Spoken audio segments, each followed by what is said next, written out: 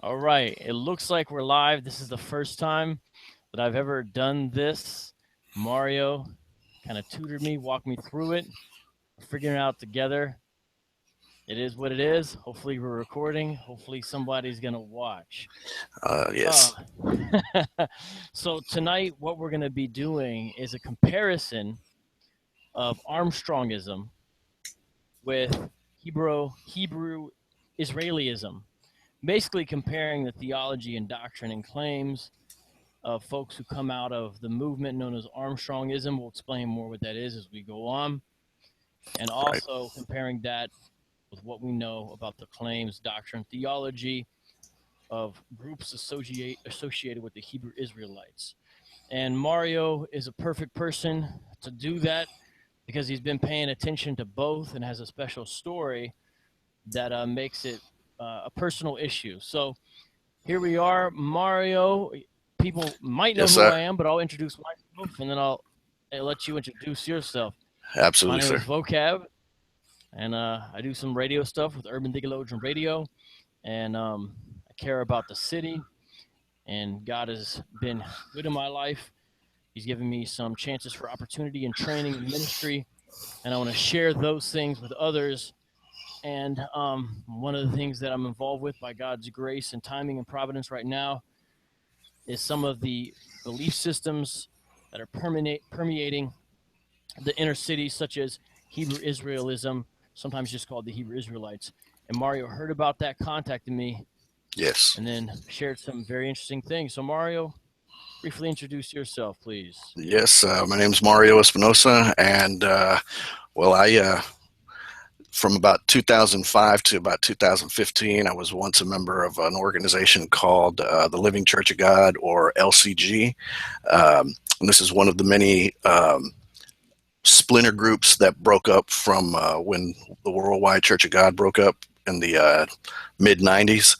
And then in 2010, one of my really close friends, he's a close Christian friend of mine, he and I decided to do a Bible study, and we got into some real deep discussion and debate.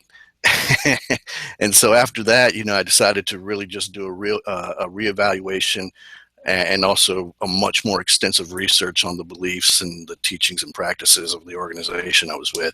And so around 2013, that's whenever I came to the conclusion that the doctrines of the Armstrong theology were erroneous, and then and had some real serious contradictions to the Word of God. And so, as a result, what I did is I went to the leadership of that particular organization to show them what I found, and I also called for some theological reform, and that didn't sit too well with the leadership, of course, and we had some sharp disagreements on doctrine, and the LCG leadership decided that I should be suspended or put out from their organization.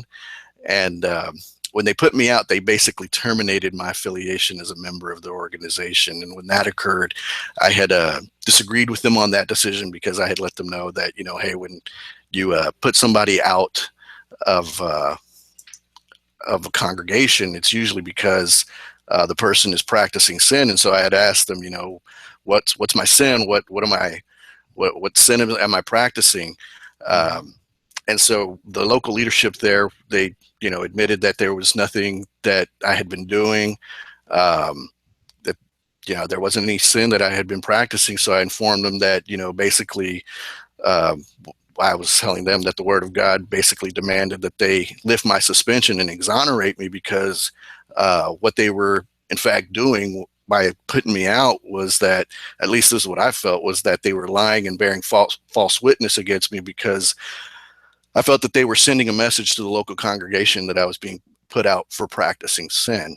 So, um, when I pleaded that case to them, they basically, instead of lifting my suspension, they decided to uphold that. And so, after a few more failed discussions with the leadership, and after much prayer and counseling, that's when I truly believe that, the Holy Spirit and the gospel of God truly compelled me to just, say that I got to part ways with them, because just uncovering, seeing what I was seeing was just way too much for me to ignore. And so it was a painful experience, but because I love the people, the organization, they were good to me.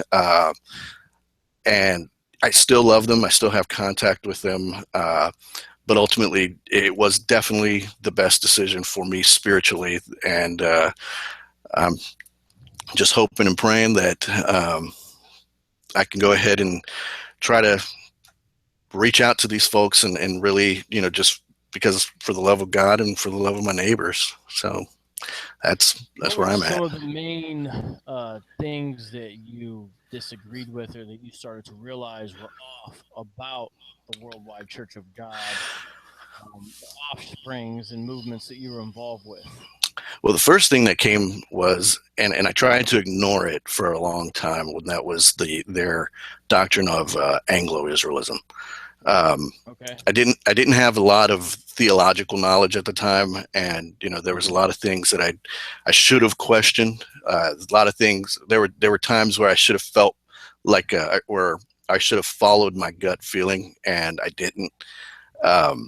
But that thing on their teaching on Anglo-Israelism, even though you kind of hear it on face value, might sound plausible in some areas, but there was just other areas where it was just like it just, for some reason, it just wasn't sounding right to me for whatever reason it was. So I did a lot of digging, but like I said, after that conversation with my friend, that's when I really dug deep in there. And what really, the one verse that just kept popping out at me was 1 Timothy 1, verse 3 and 4, where Paul is telling Timothy to tell some guys that were out there during their time to not preach another doctrine, not heed fables and endless genealogies. And I felt like the evidence of what they were doing was that they were basically violating this particular verse, because when you look at Anglo-Israelism, they have their genealogical charts.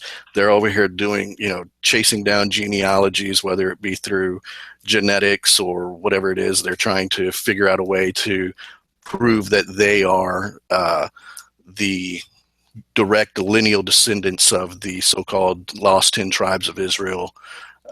So yeah, that's what really stuck out with me. And now if you're hearing this and you don't know much about it, you could probably see why we're doing this broadcast, because if you're familiar at all with the Hebrew Israelites, you recognize there's some similarities there between what Mario just said, his experience, and some of what the Hebrew Israelites do. Let me read from a book called Those Curious New Cults by William J. Peterson. Now, this book was published in 1973, so these cults are no longer new cults because of the age of the book. But he writes on page 115 about what you just spoke about. Let me read it to give people a bird's eye view of some of this teaching, and then I'm going to let you comment on some of the paragraphs. Sure. Quote, according to this notion, the so-called 10 lost tribes of Israel are the forerunners of the British and American people. If you remember your Old Testament history, you will recall that the Hebrew people were taken into captivity in two grabs. First, 10 tribes were taken by the Assyrians about 721 BC. Later, 125 years or so, the two remaining tribes were taken by the Babylonians. According to Armstrong, the people we call Jews today came from the two tribes who went into Babylonian captivity. The remaining 10 tribes meandered across Europe, leaving such telltale signs as a river named Danube and a country named Denmark. Dan's Mark, according to Armstrong. I just want to make sure everyone hears that. Dan's Mark, Denmark. Until they ended up in Great Britain. So, the true descendants of the 10 lost tribes are the peoples of England and America, says Armstrong. For proof, he cites the word Saxon, which allegedly is derived from Isaac's sons. Yes. Moreover, the plain truth once declared that the Old Testament prophet Jeremiah escorted the daughter of Judah's last king to Ireland in 569 BC, where she married the son of the king of Ireland. Jeremiah carried with him the stone which Jacob had used as a pillow in the book of Genesis. And today that stone is called the Stone of Scone, now a part of the coronation chair in Westminster Abbey. Armstrong apparently has never considered the geological evidence that indicates the stone is of Scottish origin, nor the linguistic evidence that English bears no resemblance at all to Hebrew.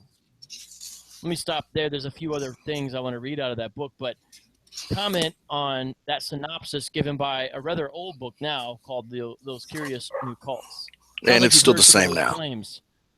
All of the claims are still the Yeah. same. They're pretty much still the same. That the 10 tribes of the northern kingdom of Israel were taken up into Assyria, and then from Assyria, that some of them may have escaped and came back down to the southern kingdom of Judah, but most of them were able to migrate out towards Europe and made their way up towards the northwestern European countries. And so, of course, Britain and all of the nations that were part of its empire, like South America, New Zealand, Australia, Canada, they are all part of Ephraim, whereas the United States would be Manasseh, France would be Reuben. The Celts and the Jews were, or some of the Jews were Simeon. And then, like you mentioned, the tribe of the Danes and the Celts, that would be the tribe of Dan.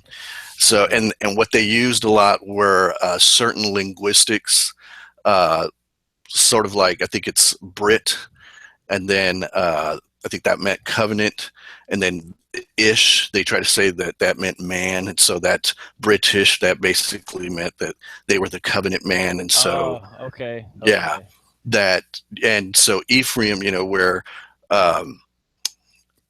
Jacob puts, his right hand on Ephraim's head and his left hand on Manasseh's head in the book of Genesis. So they're basically saying that those two children got the birthright promises to be a nation and a company of nations. So the company of nations would be the United Kingdom and all their countries that came from them, and then the great country would be the United States.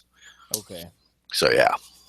Okay, so I want everyone to hear this, and this is why Mario contacted me. He said, I used to be a part of a group which had a strong component of Anglo-Israelism attached to it. Right. And I never realized until I did some research and began speaking with him just how deep and how important to what was called the Worldwide Church of God and Herbert Armstrong. I never realized how important this Anglo-Israelite claim was. Of course, I had heard of Anglo-Israelism long before I ever heard of Hebrew Israelism.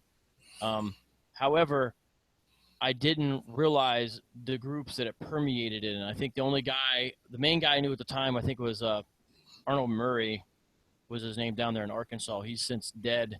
He used to do a bunch of TV broadcasts on public access channels late at night and became kind of popular, right. I guess.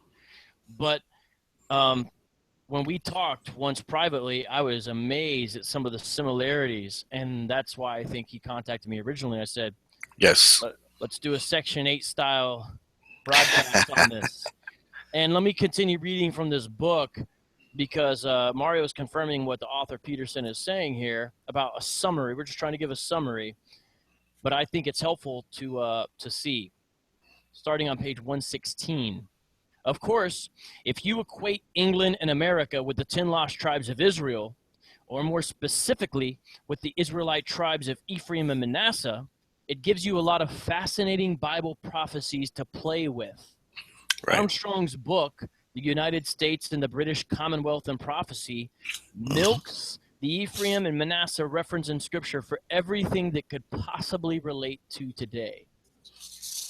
It also gives to England and America an exclusive status. Armstrong's followers believe that they too have an exclusive claim on Bible prophecy. I got to stop right there because it is so identical to Hebrew Israelite theology. It is so identical. Yes. In fact, when I speak to some of them, they say the thing is that you guys can't interpret prophecy. You don't understand prophecy. You don't know anything about prophecy. and they make these exclusive claims, and some of the groups call among their number prophets, and they even make the average street preacher. Some of the groups will say, you know, they're the prophets and they're speaking this type of thing. And Peterson is pointing out this trend way back then. Let me read this next paragraph, and then I'll let you comment. But there is no scientific or anthropological evidence to support Armstrong's theory of British Israelism. In fact, there's no reason to suspect that any of the Israelite tribes were ever lost. To be sure, some Hebrew families did not return from their captivity and chose to continue their family life afar from Jerusalem. But many of these made annual treks back to Jerusalem at Passover time each year.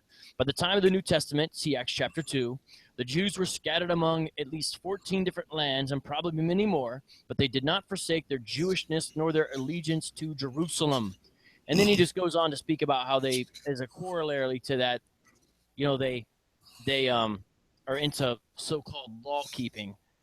And Yes. he says, you know, this is a trippy stuff that you wouldn't see on the surface. He says that, you know, when a lot of people would see Armstrong, they would just see what looks like kind of an alert evangelical minister, maybe a bit sensational with some, you know, eccentric things here and there. But then you dig into it and you see these heretical or these really far out there things. But he goes on to say that the Hebrew, this Anglo-Israelite or British Israelism is actually not the most concerning thing. And then he turns to the areas of who God is, especially Jesus Christ and how a man is saved. And again, this is so similar to the issues with Hebrew Israelite theology, because even though the Hebrew Israelite claim is most important to them very often and the most sensationalistic thing, it's not the most damaging thing long term. The areas Right. that actually this author mentions about the Armstrong movements are the same things that we're most concerned about with the Hebrew Israelite stuff. And unfortunately, they come packaged together. Comment on what I just read there, Brother Mario. Yes, sir. Well, the first thing that kind of came to my mind was I wanted to share, like, this is the organization that I used to belong to, their statement of beliefs. And so I just kind of wanted to read what they had on here related to the origin of what they call modern Israelites. They say, one of the most vital keys to understanding prophecy is to know the true biblical origin of the Jews and the quote-unquote lost 10 tribes of Israel and the northwest European countries settled by their descendants. The Anglo-American peoples are the possessors of the birthright promises and accompanying blessings of Abraham's descendants through his grandson Jacob. God's word reveals that Jacob's descendants from Joseph will be overtaken by a time of great trouble, a time called Jacob's trouble, because they have dishonored the Creator who gave them the greatest national blessing in human history. And that, you know, kind of lines up with what you were mentioning earlier, that this is how they view prophecy from this particular lens here. And so, but yeah, the two things that also popped out to me too was their view of God and the gospel. And so whenever I had heard your previous shows about Hebrew Israelism, the first thing that came to my mind was, okay, well, what is their view of God and what is their view of the gospel? You know, I was hoping that to hear something like, okay, here's what the Bible says about God and the gospel, and here's what, you know, this particular group hears. And I know that I've tried to listen to some of the interviews that you had with some of these other groups, and it always seems like they never answer the question related to the gospel, but they do give gave some kind of information related to their views of God. So I definitely, you know, I saw theirs where the parallels definitely were there too, with them and Armstrongism. So, so definitely like the denial of the doctrine of the Trinity and things like that. So, yeah. Now, if somebody is listening to this and they wonder, okay, what's the point? Part of one of the points of what we're trying to say is that the Hebrew Israelites aren't the only group to make these types of claims about themselves. Right. And we're just discussing one because Brother Mario was associated with it. By God's grace, he's been pulled out. But that's why we're discussing a specific one, because of his inside knowledge and relationship to it. However, there's even older claims of Anglo-Israelism. Let me share Right. something briefly from a book called I'm trying not to. Okay, there we go. There it The is. Yeah. Lost Tribes of Israel. The Lost Tribes of Israel: The History of a Myth by Tudor Mhm. Parfit. Let me just read the back of this book, and I'm going to read some of this. It's one of the enduring motifs underlying Western views of the wider world.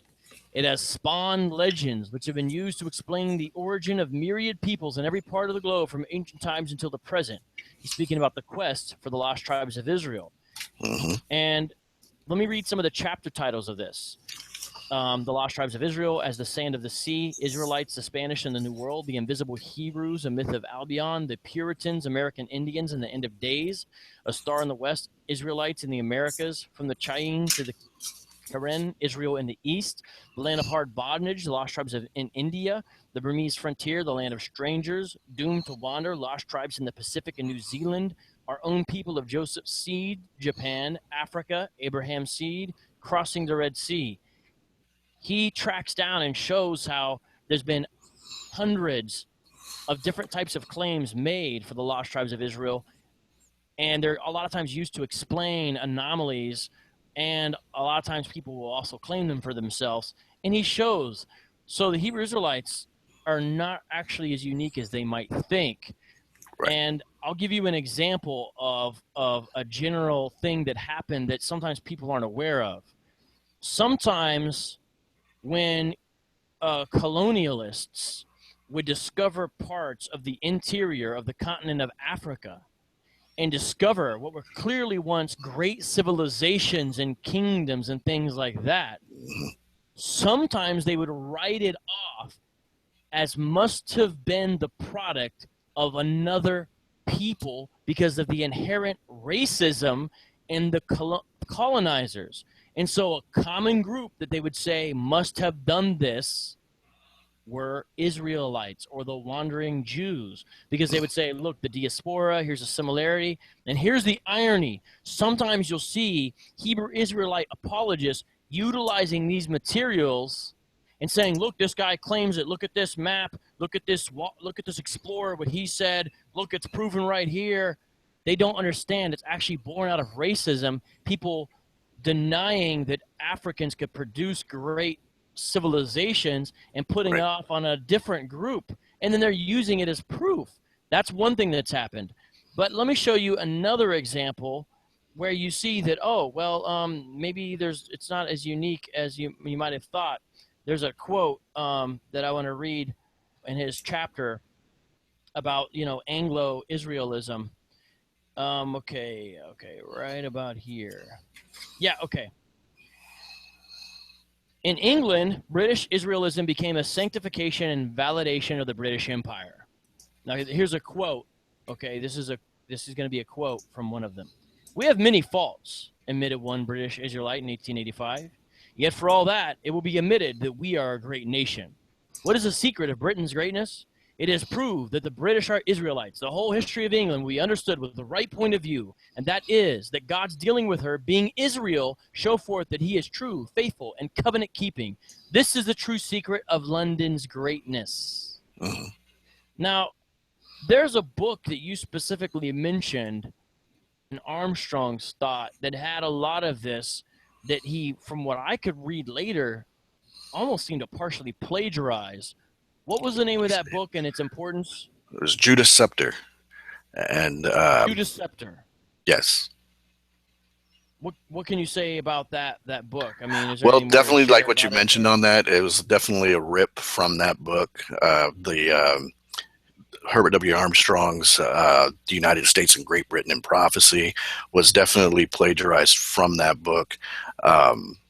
And so, of course, there was no credit given to him. Now they will say, they will admit, I believe I sent you a video that they did where, they show that he went into a library, found this book, and,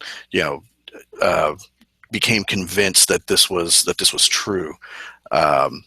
So yeah, that's where they get that most of their ideology for British Israelism or Anglo-Israelism on that And from that just book. so everyone, just in case anyone missed it, these Anglo-Israelite groups also have their own version of a 12 tribes chart. Now, from what I can discern, they don't actually make a literal chart like on sandwich board or something like that, but they have an identical schema where they put with a people group a specific tribe or country in some circumstances, and Yes. they're basically doing the same exact thing. Can you say a little bit more about that, because we kind of passed So over that, yeah. but that's a big deal. You know, there's alternative charts that seem to have a greater pedigree as far as being older than what you see on your street corner when you're walking through.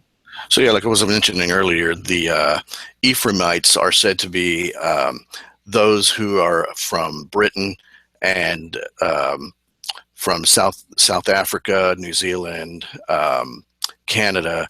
But one of the criticisms that the Armstrong camp gets is they never tell you how those British people who came to the United States, how they automatically were no longer Ephraim and now they're Manasseh. So now you've got, everybody that's all of the British descended peoples who are living in the United States. Those are supposed to be Manasseh, and the Celts, the Irish people are supposed to be Simeon. Levi is supposed to be along with the Jews. The Swiss and the Finns are supposed to be Issachar. The Netherlands are Zebulun. The Goths in Sweden are Gad. The Scots are Asher. The Normans are Benjamin, and the Danes, they're Dan, and the Norwegian are Naphtali. All right, so are you guys catching that? I mean, you got the same thing going on here, just different. And in this book I mentioned by Tudor Parfit, The Lost Tribes of Israel, where he shows all these different claims about it, he actually mentions Armstrong, of course, and he goes back with some of these books, and some of these books are all the way back. There's certain British Israelite ideas way back in a book by Godfrey Higgins, who lived from 1772 to 1833. So, I mean, you're going, and let me read some of a quote. This is so interesting. There is a man who published a book named Edward Hine. He's a poorly educated man, according to the author here, and he began taking up the career as a public lecturer in the late 1860s. Now, again, there's some similarities there. You have a lot of Hebrew Israelites who are maybe what you might call autodidactics. They are self-taught, self-learned. Nothing wrong with that, but not as many folks with formal education. There's some good and some bad with that, but you see some similarities there. Hine published this book in 1871, sold 250,000 copies, went around, got pretty popular, launched 2 magazines with these claims in it. But he was related to an Oxford Don named George Wallison, and this Oxford trained person began attacking these ideas. And listen to this, where they're going back and forth. I want to read you what Hine says about his work. And the reason why this is so important, because this rhetoric is literally identical to what the Hebrew Israelites say when they perceive me or someone else as trying to stop them or something like that. Although they have the whole wrong idea. Look, we're concerned about people's salvation. Yes. That's why, and we're concerned about the true worship of the true God. That's why we're doing this, not to stop nation building. You're under a false impression that that's even what's happening, guys. But let me read this quote. Quote, "Not one objection has foothold as yet, and I believe never can have." Now he speaks in an older English way. He's just saying none of the objections to my ideas have any ground. Continuing with the quote, "The identity of our nation with Israel is purely God's work, and no man has power to destroy it." End quote. That's on page 55, and he gives the source from the Hines book. Now, that is identical to the rhetoric that I hear all the time. It doesn't matter what Malone and his cohorts and his minions do. This is God's work. He's not going to stop it. Listen, we don't believe this is God's work, and we believe you can actually see deception of a similar type popping up and other places. And that's why we're drawing attention to this, to let everyone know this has existed and exists in multiple places. Mario, can you share your heart on this, why you wanted to talk about this and why you think it's so important anyway as we're going through this? Well, like I said earlier, for me, it's really all about God and the gospel. And one of the first things that came into my mind whenever I heard what you were experiencing was, or we're experiencing with the Black Hebrew Israelites or the Hebrew Israelites, was it seems like they're trying to preach a gospel according to race as opposed to a gospel according to grace. And so that was the very first thing that popped out to me. It was like, they're basically saying a lot of the same things, going to a lot of the same verses that the Anglo-Israelites use, such as the Deuteronomy 28, the blessings and the cursings. I believe there's that Deuteronomy 28. And then, their big one is Genesis. I'm not sure if the Hebrew Israelites do this as well, but the big one that at least the Anglo-Israelites use is Genesis 49. That's how they basically say or try to lay claim to being descendants of Israel. And then if you try to question them on this, then of course, then they go to Matthew 24, verse 7, where they start saying, for nation will rise against nation and kingdom against kingdom. So they're starting to say, oh, well, you're starting to try to bring up some kind of tension between the ethnicities and things of that nature. And it's like, no, that you can see that from what you're saying, it doesn't line up with Scripture. And so yeah, that's where I went there with them on that. And then the other things that you were mentioning, in some of you, I think I heard a conversation that you had with the gentleman, Gorilla Hebrew, in one of the interviews, and how they were describing Jesus and things of that nature. And so there are a lot of similarities. It's not the exact same thing, but there's a lot of similarities between both of their theologies. So as you mentioned earlier, it's not a new thing what they're claiming. And interestingly enough, a lot of times it comes packaged with similar baggage. Right. That's highly interesting as well. In a second, I'm going to ask you about interaction between British and Hebrew Israelites, because we talked about that before. First, I want to read one more quote from the Tudor Parfit book, The Lost Tribes of Israel, The History of a Myth, because we're focusing on Armstrongism, but we're also in general talking about British Israelism or Anglo-Israelism. This is on page 57. Listen to this. This is interesting. In The Heritage of the Anglo-Saxon Race, London, 1941, Geyer is another proponent of this, and he's asked a question, and listen to the answer. What is British or Anglo-Israel truth? Is it a new religion? It's interesting. It's also, what is this Anglo-Israel truth? The Hebrew Israelites always say, how long have you been in this truth? That's exactly the same thing that the Armstrongism says. Is when they ask you how long you've been in the church, the church, meaning their church, they ask you, so how long have you been in the truth? It's not how long have you been in Really? Yes, it's how long have you been in the exact same phrases. Identical phraseology. Yes. I had no idea. Yes, how long have you been in the truth? Wow, that's amazing. Geyer replied at once, most emphatically not. Should I do it with a British accent? Gag.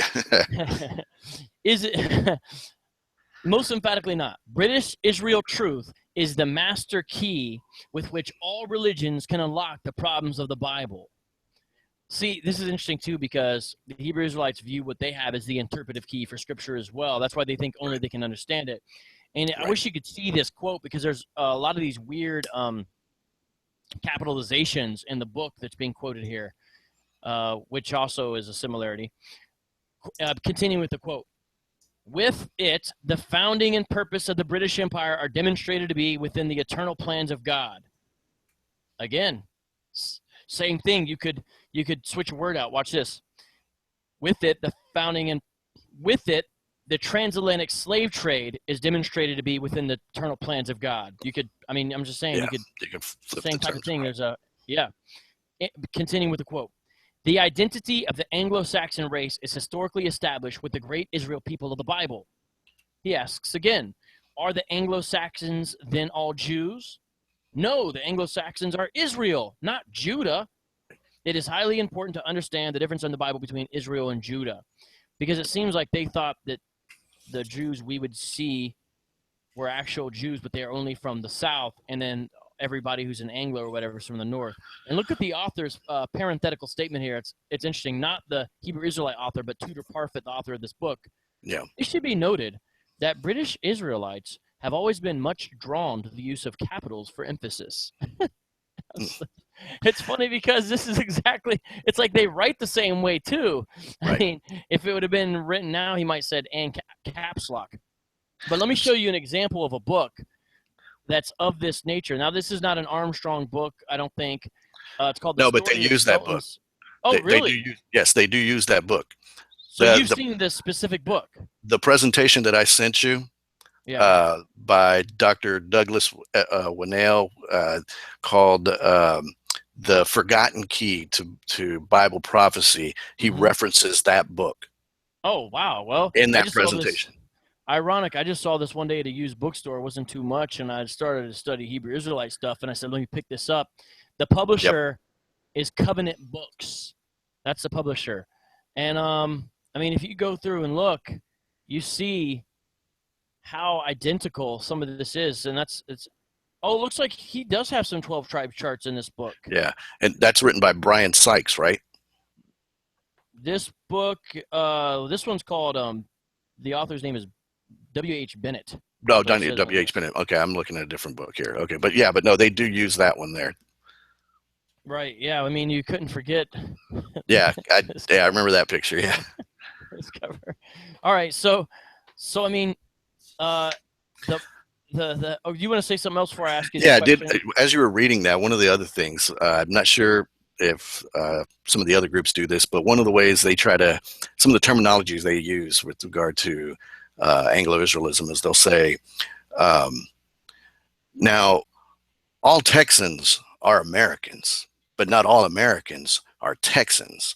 And so that's the same way with the Israelites. All Jews are Israelites, but not all Israelites are Jews. So we are the Israelites of the northern, kingdom of Israel. So they're talking about two different people. That's how they try to okay.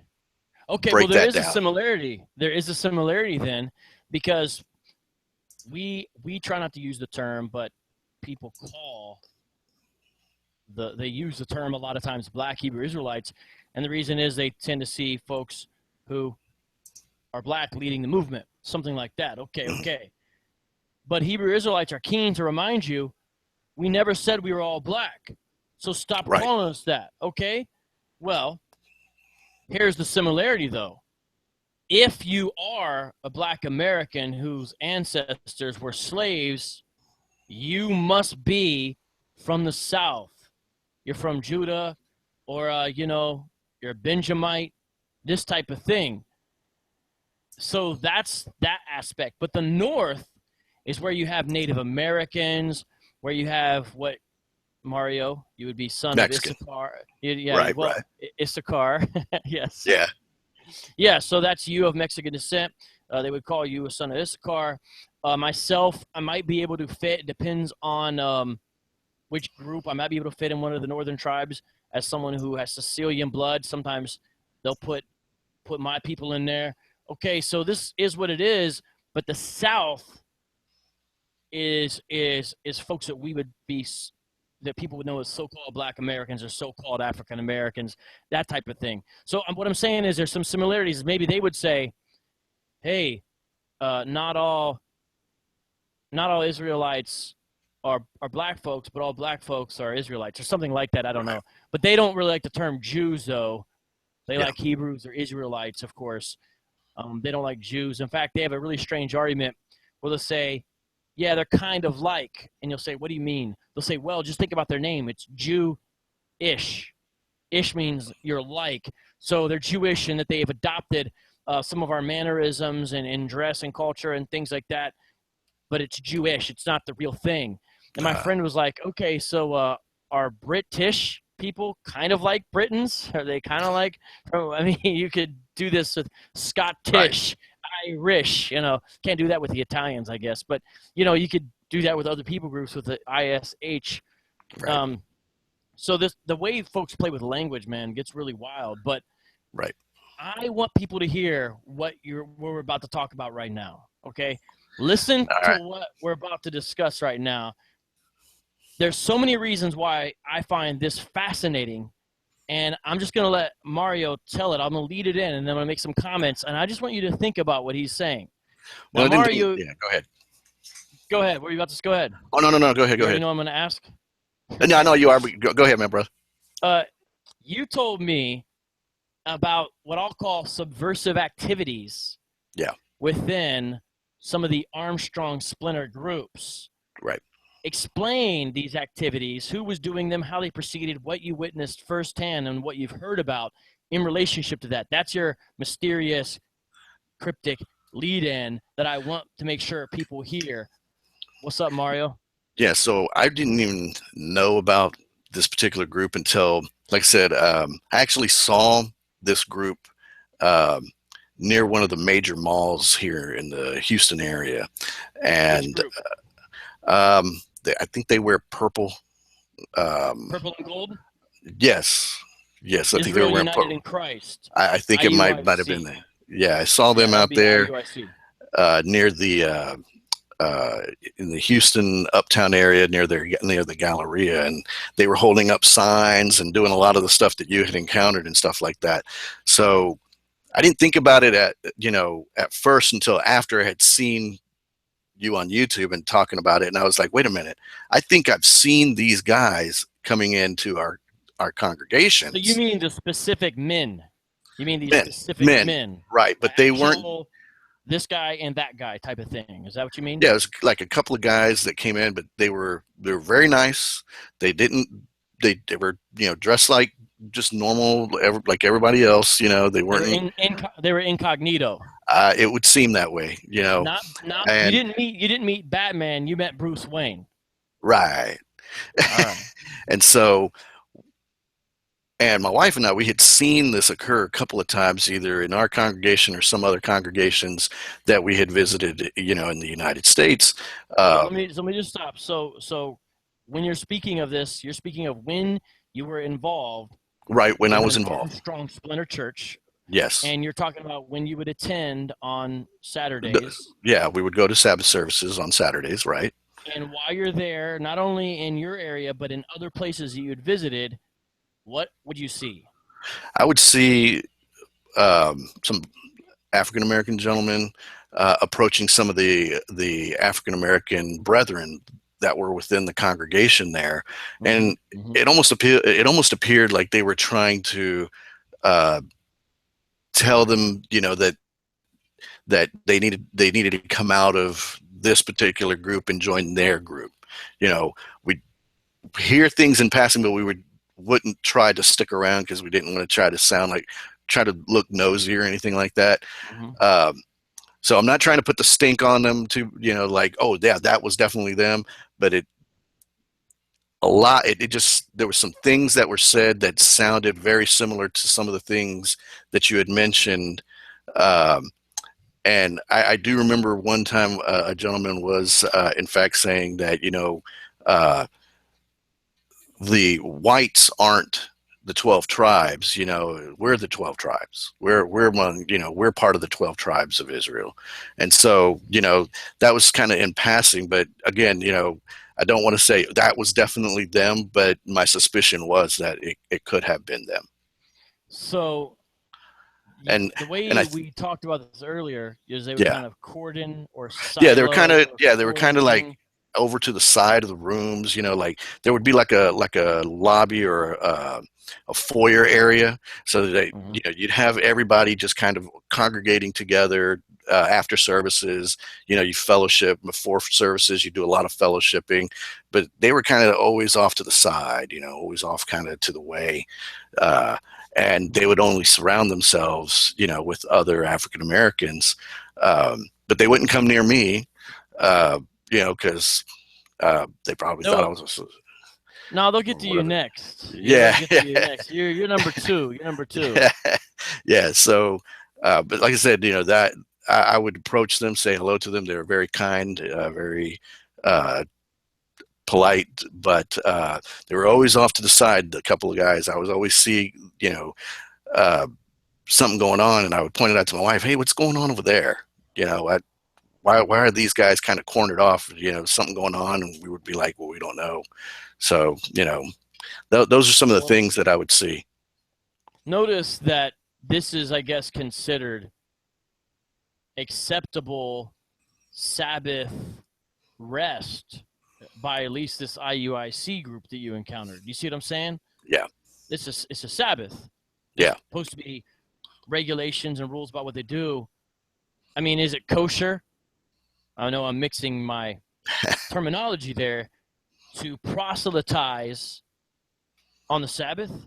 I mean, I'm just asking you. I'm asking them. It's interesting that that's an acceptable use, and that's what they're going to be doing, right? Right. And then they go in, they siphon people off. So what does this teach us? What does this tell us? First of all, it shows us that there are Hebrew Israelites with an awareness of Anglo-Israelism and specific awareness of it resting in some of the Armstrong Splinter groups. That's what that means, because they were there. Right. You see what I'm saying? Go ahead. And I do know of some instances where people have left some of these Armstrong Splinter groups and have wound up into some of the Hebrew Israelite groups.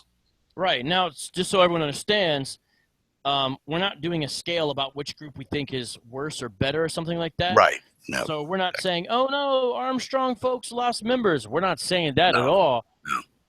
No. Because remember, we're saying this teaching is equally false, okay? Yes. We're not saying it has merit, and we want people in the congregations that are Splinter Armstrong groups.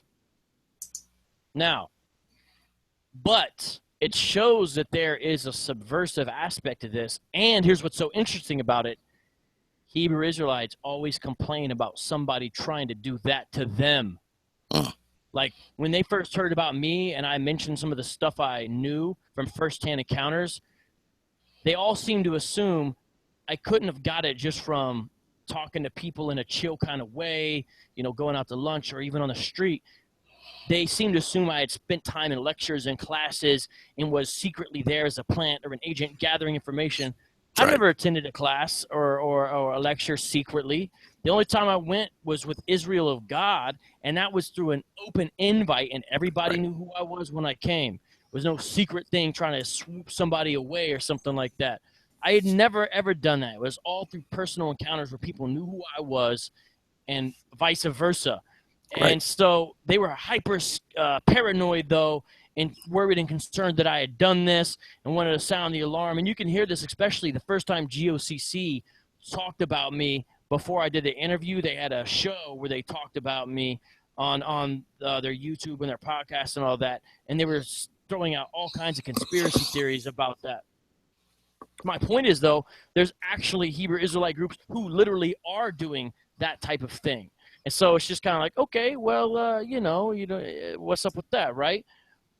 But it's interesting because it also shows some of these cats know about this, and they know it exists, and they see how there could be a corollary. Like, oh, here's a natural group to go snatch some people out of, like a strategic understanding. Right. Like, well, first of all, they're black. They got this Israelism thing going on. They keep the Sabbath. Yeah, they're kind of leaning that direction already. Right. This is our demographic. Let's snatch them out. So we're just calling that out for the subversive fact of what it is. To us, it's kind of like, now, don't get me wrong, people are going to get so mad when I say this, but it's kind of like when you watch a Jehovah's Witness and Mormon debate. You don't really have a dog in the fight. You're kind of like, okay, you know what I'm saying? So it's a similar type of thing. We're not worried about that, but it's more the principle of it in a way. Do you have any other comment about that? Because it's interesting. You said you saw this in other congregations as well? Yeah, I believe I've seen this occur, definitely here in the Houston area. I'd seen it happen it appeared like it happened one time in Florida. We were there for a feast of tabernacles, um, and same thing. People kind of that didn't look like they were, part of the COG. Well, that's what they like to refer to themselves instead of Armstrongism. They like to use Church of God, right? Right. They didn't look like they appeared to be a part of the COG culture. But they would come in and they would always gravitate to a particular demographic, non-white, usually African American, and kind of have them over in the corner. And I do recall there was one gentleman. He was an older gentleman. He was of Mexican descent, and he actually did get put out of the congregation that I used to attend, because he was actually saying, "Look, Armstrongism doesn't teach who the real Israelites are," and he was holding up a book and he was saying, I'm a teacher.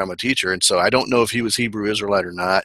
I suspected he was part of one of the other Armstrongism groups, but if he was, he should have been saying things related to the Anglo-Israelism doctrine, as opposed to saying, what that it's not all just white people or something like that. So yeah, proselytizing, definitely not, something that they're down with, happening in their congregations. They're pretty swift to say, you're out of there.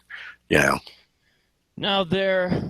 not everybody knows, but the Worldwide Church of God, after Herbert Armstrong died, the official main branch did do some radical recalibration in the 90s. And that radical recalibration is what resulted in all these splinter groups. Right. So this is not really a comparison part, but I just want people, if this is their first exposure to these groups, give them a little bit of background so they're not too confused. And so we can also make sure we're not painting with the same brushstroke all the groups, because quite simply, some are better than others. Can you share briefly about the changes after Armstrong's death and what you have now in 2016, Mario? So, like you said, that one group, Worldwide, changed their name to Grace Community International. So they became Trinitarian. They rejected the doctrine of Anglo-Israelism. Then they went to Sunday corporate worship services, did away with the Feast of Tabernacles, made very many changes.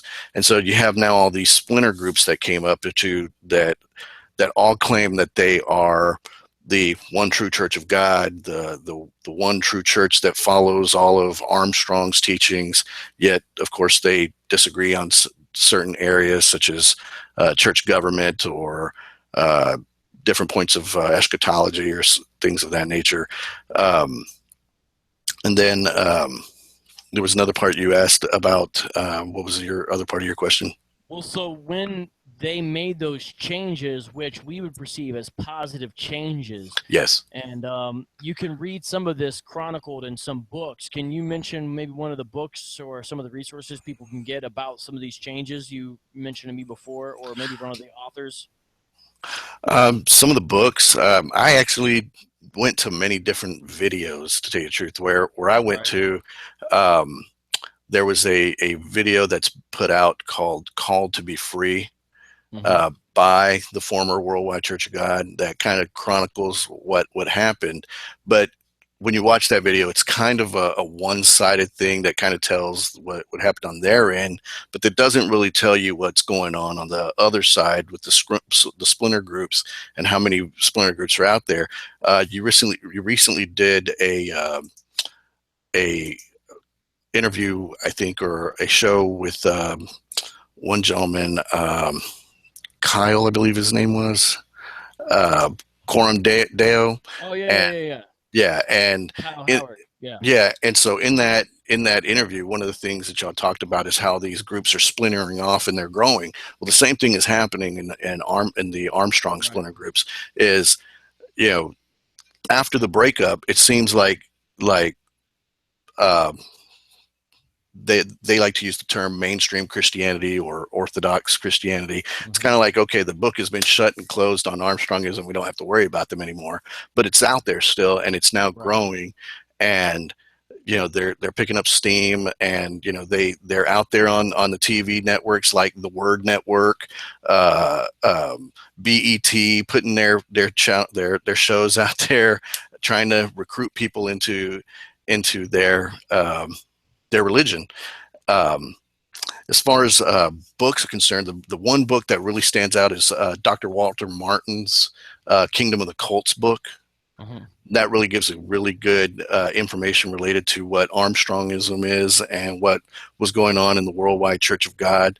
The other websites that I could mention would also be the Watchman Fellowship. They have some really good resources related to the different splinter groups that are out there, such as the group that I was with, and the other 5 major groups. That there's like really about 5 major groups out there, and then there's all these other smaller groups. Mm-hmm. Let's see. Yeah, you mentioned some of the groups' names specifically because some of them are notorious for spiritual abuse, even. Right, And when you go on their website, you can't even find. It's very difficult to even find where they meet and things like that. But what are right. some of the names of the groups so people So know? So the groups that I would say are probably that have the best reputations, if you will, would be the group that I was with, the Living Church of God, and then of course you had United Church of God, and they recently went through a breakup that resulted in another splinter group called the Church of God, a worldwide association. And then the 2 more controversial groups that are out there, one of them is called Restored Church of God, Mm-hmm. and the other one is Philadelphia Church of God. Now, it's alleged that the Philadelphia Church of God, that they do not permit their church members to speak to family members who are not within their particular congregation. And the other group, Restored, it's alleged that they basically are use spiritual manipulation to try to get you to basically sell off all your assets and things like that, and give them all of your hard-earned money, basically. Right. So, not a good look. Not a good look. Right. Now, I want to read something from another book. Yeah, I know we're dropping books tonight, but I think it's helpful. Another place, by the way, you can find some of what Mario was talking about is the Christian Research Institute, which is Dr. Walter Martin's organization, Right. headed by Hank Hanegraaff. And their magazine, the Christian Research Journal, also talked about this, and Hank Hanegraaff will speak. He's spoken about it on some of his broadcasts. I'm going to read from a book called The Last Things by George Eldon Ladd. He was a professor at Fuller Seminary of New Testament. He's since went on to be with the Lord. But, this whole question coming back to what about Israel, and he has a chapter called that, chapter 2 of this book, where he has some helpful things I want to read to kind of put some of this in perspective. Page 23. Here in 2 separate places, and the author's referring to Romans 9:26 and Hosea 1:9 and 10, prophecies which in their Old Testament context refer to literal Israel are in the New Testament applied to the Gentile church. And this is true what he's saying here, and it's quite shocking when you see the way the New Testament writers, under the Spirit of God's direction, use some of these Old Testament texts. Continuing on. In other words, Paul sees the spiritual fulfillment of Hosea 1:10 and Hosea 2:23 in the church. It follows inescapably that the salvation of the Gentile church is the fulfillment of prophecies made to Israel. Such facts as this are what compel some Bible students, including the present writer, to speak of the church as the new Israel, the true Israel, the spiritual Israel. This conclusion is supported in passages where Paul speaks of Christian believers as spiritual children of Abraham. He mentions Romans 4:11 through 12, 2:28, 29, 4:16, Galatians 3:7, and those things. And let me skip over to page 25 and kind of end with this. 2 things are clear. 1, Israel must be saved in the same way as the church, by turning in faith to Jesus as their Messiah. Romans 11:23. And the blessings which Israel will experience are blessings in Christ, the same blessings which the church has experienced. What then of the detailed promises in the Old Testament of a restored people? The book of Hebrews clearly answers this question when it says that the law was, quote, but a shadow of the good things to come instead of the true form of these realities, Hebrews 10:1. The law with its temple and sacrificial system was only a shadow of the blessings. The reality, which has come to us in Christ, the shadow has fulfilled its purpose. Christ has now entered the true tabernacle in heaven, where he presides as our great high priest. And here's the quote I love. It is inconceivable that God's redemptive plan will revert to the age of shadows. I'd love to see a book under that title. That's a great little phrase there, the age of shadows. So there's something about it. And just to show, this is, again, why it matters, because when you get caught up in this stuff, you almost always get caught up in a false view of how a person is saved. Yes. And this is another reason why it's important.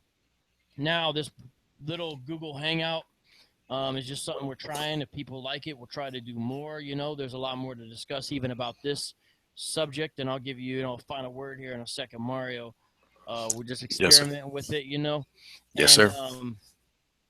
I think it'll be interesting to see a reaction if people check this out, because I've been hearing some criticism by Hebrew Israelites saying, hey, Vocab, why don't you go deal with those white people thinking they're the true Jews? Why are you only concerned when black people make the claim?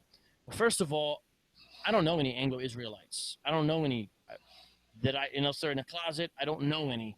I don't even think I've ever met any that I've ever seen anywhere. Okay, so they're not like in my context. I don't know if they're growing, dying. I don't know what's happening with them. I don't know. I've only read about them in books, and now I'm talking to Mario. Okay, I've seen some videos here and there. But when I walk through my city block, when I jump off the light rail, I run into Hebrew Israelites, right? You see what I'm saying? So there's an urgency and a relevancy to why we're discussing Hebrew Israelites. Just because we discuss one thing, we don't have to discuss everything. It's like, well, you're not doing this with them. You're not doing that with them. Okay? Nobody does everything with everybody. It's kind of like, don't discuss Islam because you're not discussing Mormons. What? I mean, one thing at a time, ladies and gentlemen, and we're not experts in everything, okay? I learned a lot about Armstrongism just from a discussion with Mario, and there's more to learn. But I'm going to drop some final books real quick. I'm going to do a little bibliography thing. And then, Mario, I want to let you kind of go on a last, 5-minute rant or spiel or whatever. And these books I'm going to recommend are books I've never talked about before necessarily, but I think they're helpful. And, they're written by people who actually know what they're talking about, okay? And the reason why I'm going to recommend them, and you'll probably hear other places where I'm going to recommend these, is because to combat some of this stuff, you need to know true biblical history. And sometimes true biblical history is not as exciting or sexy or romantic as wild conspiracy theories and esoteric interpretations of biblical prophecy, but yet it's the true thing and we need to know about it. So let me drop some books. Here's an older one. This one is called People of Old Testament Times. And even though it's older, it's still got a pedigree. 1973, Oxford, by D.J. Wiseman. And so it gets into the people groups of the Old Testament, including the Israelites themselves. But then a lot of these other books I'm going to talk about the in-between stages, the stuff under the diaspora. This is by Barclay, John Barclay. He's a specialist in this field. Jews in the Mediterranean Diaspora, University of California Press. Another one, Hellenistic Civilization and the Jews, by Victor Chekarakover. It's kind of a strange last name, but it's on Baker Academic. You can find it. John J. Collins. This is on Erdman's. Between Athens and Jerusalem, Jewish Identity in the Hellenistic Diaspora. The Jews Among the Greeks and Romans, by Margaret Williams, on Johns Hopkins University Press. So you're getting an idea of what I'm recommending. Here's one by F.F. Bruce, a great evangelical British scholar who's since went to be with the Lord, calls Israel and the Nations. The real history of Israel, not all this nonsense. Good book. And he also has another book I'd recommend called New Testament History, also by F.F. Bruce, that has more information on this. And then I'm going to just do two more. This is also by Barclay, Pauline Churches and Diaspora Jews. That's a good one. I think it's somewhat newer. Yeah, it's 2015, that one. And then last book, not saying I agree with everything in here. I'm not saying that the book is perfect, but I am saying it can give you some ideas about what to think about current Israel and how this all relates theologically, called The Israel of God by O. Palmer Robertson, Yesterday, Today, and Tomorrow. This book, like I said, not that it's perfect or I agree with everything, but it gives you a better perspective than you might get from your average dispensationalist or Christian Zionist, as they're sometimes called, or Mhm. honestly from your average Hebrew Israelite or Armstrong person. Okay, final words, Mario. I appreciate you for contacting me, and I appreciate you setting up this hangout, and hopefully people are blessed by it. Yes, me Final too. words to kind of close this out, man. Yeah, definitely, man. I had listened to one of your interviews with Mr. William Bell, and one of the things that came out in that interview that I was like, man, I had been saying this for the longest time, and I'm glad somebody came out and said this. Is they had asked, what are you hoping comes out of all of this stuff? And so, like you know, the thing that I want is you know, for people to, when they come into contact with these groups, and you did it in your interactions with the Hebrew Israelites, is you should ask them about who and what is God. So Mm-hmm. you take them right to God, and also what is the gospel. Uh, ask you should ask them about those two things, but also what I'm hoping would come out of this whole thing is that people from, and you've already been experiencing this, that more people come out from these groups and just want to have discussions, open up to discussions, Mm-hmm. open up to, you had mentioned maybe having some formal debates, you know, also, conferences where we can actually get some real serious Christian theologians, apologists, pardon me, maybe even some geneticists, Right, right. language experts, historians, and archaeologists, all those experts in those fields, to actually really come together to not brush these groups aside like they don't mean anything, because these are very zealous individuals Mm-hmm. who at least from what I've been able to see, um, they really tried to dig into the Word of God. Unfortunately, what they come out with is not in alignment or supported with what the Word is actually saying. But um, so I really want to encourage these folks who are in either the Hebrew Israelite groups or the Armstrongism groups to, and like I said, hats off to many of the people on the Hebrew Israelite side who are actually coming to you and wanting to dialogue, so that way they don't get a bad rap, like, because there's some groups out there that seem a little more on the radical side, but then there are the groups like Israel of God, like you mentioned, Mm-hmm. who seem to be a very good group, very good people, and that's what I experienced with LCG. They were very good people, um, a very good group, but I would like to see that group and other groups really come to the table and really say, look, here are the claims that y'all are making against Christianity, against the doctrine of the Trinity, or your claims to being direct descendants of Israel. Let's really open that up in comparison to the scriptures, and really dig into it. Let's reason together. Let's really get down into the truth. If that's really what y'all are passionate about, then I want to encourage them to contact you or me or you know whoever's out there to try to get this ball rolling. And so, like, guys that you deal with, like James White or James Walker of Watchman Fellowship, or some of these other guys like Apologia Radio, they do a really good job too with the Mormons. So you've got some of these Anglo-Israelites out there in Phoenix. So, but they're not out there, Right. out there on street corners and doing that. They're trying to mind their business for the most part, but they're out there. So, but yeah, I really definitely want to encourage them to come out. And the whole reason is this is, like I said, just like you, I have a love for God and for the gospel, and I really want to see the truth come out of this whole thing. Yeah, maybe this is a place to mention some of the things that are happening in relationship to debates and that type of thing. Recently, I booked Zion Lex, who's a Tanakh only Hebrew Israelite proponent. I would say is one of the top 5 apologists as far as Hebrew Israelites go, in my view. And it has a pretty big following, has some books under a pen name, Adildin Levi. And you can check him out and see what he's on. He's going to be on Dr. Michael Brown's radio program. So I recently Right. booked this with Michael Brown's people for September 7th or 8th. You have to check it out. So it's not that far away, on the Line of Fire radio program. Right. And Michael Brown's going to have a historian, and the historian's going to give the view of history, and then Zion Lex is going to give his view. And I'm also still working out on the details, but also with Zion Lex, a debate on the dividing line with Dr. James White, where they're going to do a breakdown, a run-through of Deuteronomy 28, and get into some of the Hebrew and things along those lines. Excellent. And I think those will be both important discussions. And, Zion Lex is formidable, and people were like, oh, you're picking on weak Hebrew Israelites and this and that, or painting everyone with a bad picture. Look, guys, we're just, people can say whatever they want, but Right. hopefully they'll see by, me booking Zion Lex, that ain't the case. It's not like that. But we're not going to ignore the groups you don't like just because you don't like them. They still exist. We're also not going to ignore Zion Lex, you know what I'm saying? So that's going on.